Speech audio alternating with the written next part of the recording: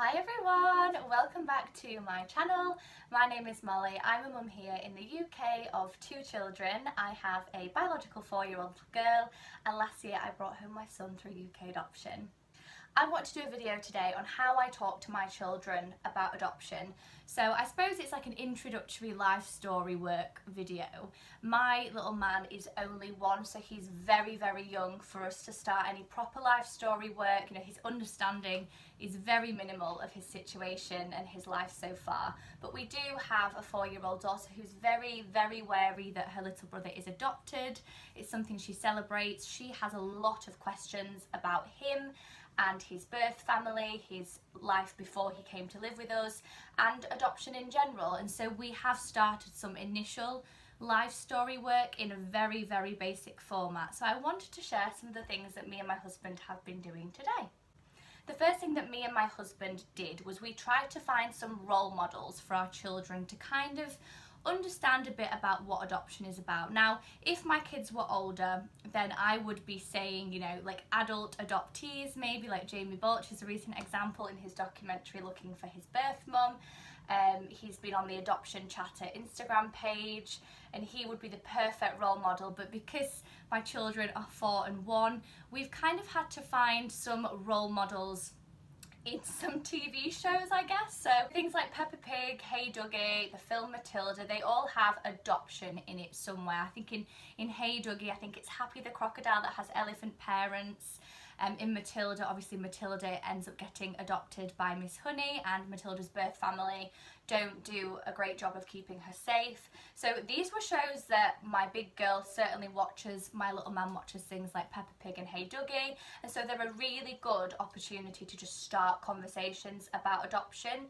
And whilst role model is probably a loose term, maybe adoption figures is a better term. So we could be watching Matilda and we'll have a discussion of, well, why do you think her parents aren't keeping her safe? What's she doing that makes you think that? Or why do you think Miss Honey has adopted Matilda? And in Hey Duggee, you know, why do you think Happy the crocodile has elephant parents? And we just really normalise that. So that's just everyday conversation that we have. It'll pop up on TV, or something else will pop up, or we'll read a book with adoption in, and we will start that conversation. And that is how we start to have the discussions. There are also lots of children's books that we read together that have adoption in them. I've got some examples here. If you've heard of Todd Parr, I'm sure you have. His We Belong Together, his family book, and this one is very adoption specific, The Family Fairies by Rosemary Lucas.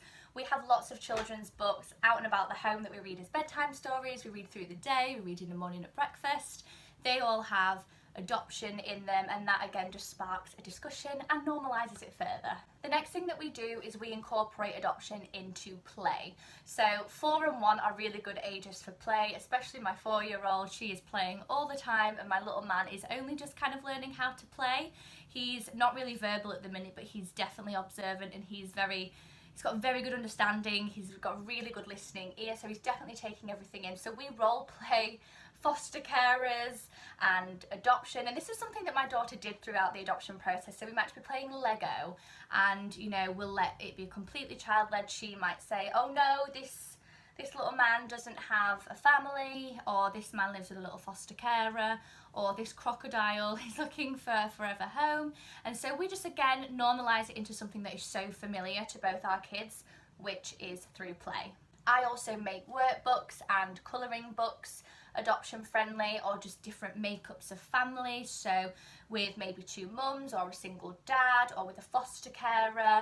Sometimes I'll have birth family in them. If you haven't seen the workbook that I made for my daughter, which is adoption process specific, I will link the Adopting with a Biological Child video below, and you can see the workbook that I made. But anything creative or crafty that we do really gets my kids thinking and asking questions, and again just keeping adoption very open in conversation. When you have a child placed with you for adoption, they should have what's called a life story book. This is standard for every single child regardless of age. They should have a life story book which was given by their local authority, probably their social worker, or in our experience he had another social worker that was allocated the life story book project for him. We have a life story book which basically is a storybook that takes you from pre-birth, so as soon as I guess social services were referred the case for the child. In our case, it could be later on.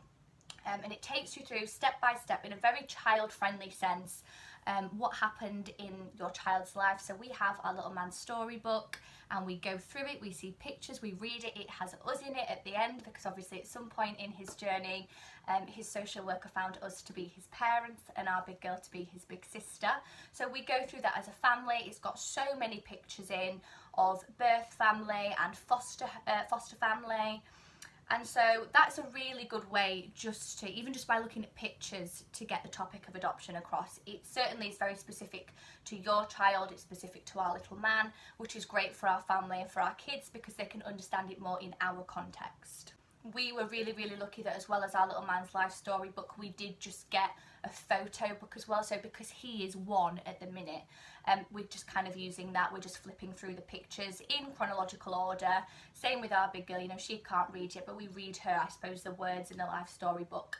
And it very much is a family activity. We decided very early on that our big girl would be involved in life story work because it is a family effort. We want to support him as a family. We didn't want to, you know, exclude her from it and him feel like he has to hide it or feel like he has anything to hide. So she's very wary that she is involved in life story work. She will know everything that he knows, and then as he gets older, if that changes, then he can choose to share what he wants or keep to himself what he wants to keep to himself. But so far it is working so well for both our kids.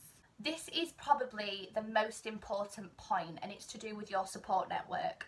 So we always prepare our support network, whether that's family or friends, teachers, nursery practitioners, anyone, with any really specific crucial information that they should know about your child or your children or about adoption conversations that you're having. So for example, as something comes up from my little man's life story work that he and my daughter become aware of, we then disclose that to our family and our friends in our support network who do care for our children, just in the instance that if it's raised in a conversation by them, then they can facilitate that. They don't have to be confused, they don't have to ask questions, they already know the information, and they can just encourage that conversation for our children to speak as openly as possible. And our children do spend a lot of time with our family outside of COVID. They spend a lot of time at nursery, they spend a lot of time with grandparents and my best friends and my husband's best friends. So anybody that you deem suitable and trustworthy to know snippets of information, because again, it is your child's story and we really limit as much as possible of what we tell people, but we do tell people what our children know just so that they can have those conversations openly if me and my husband aren't there. I think the most important thing is just to normalise it in every single day conversations. That's what we do. We find that 9 times out of 10 it's our daughter that brings something up and it's not necessarily us. She's the one that wants to go and get the pictures off the fireplace of birth family. She's the one that wants to go and get the book. Our little man now goes and reaches for the book to read. She knows which book, which is the Todd Parr, the family book. That's what we call, you know, little man's book, because it's such a lovely family book that includes adoption. So she goes and gets that, and a lot of it is instigated by our kids, and that is just because for the last year it has been such a normal part of our everyday family life, and that is literally the biggest tip that I can give you. I hope that has been helpful. I know it's very basic stuff, but sometimes it does help just to share ideas. Like I said, our two are still very young, and I will be doing life story work videos as my kiddos grow older, because I'm sure life story work will certainly change as we get more involved with his life story book, and our little man has a lot more questions and a lot deeper understanding of his story and why he's been adopted.